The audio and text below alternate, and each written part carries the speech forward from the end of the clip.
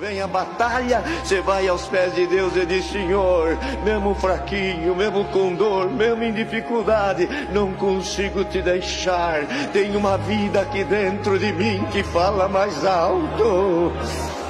Glória ao nome do Senhor. Tem esta vida aí.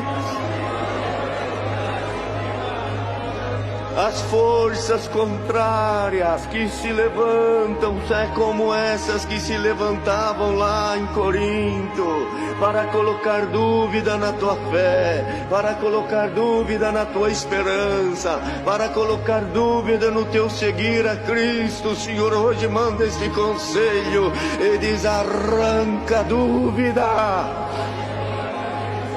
Siga Cristo que ressuscitou dos mortos, e Ele mesmo prometeu: os que estão em Cristo não morrem, mas dormem na esperança da vida eterna.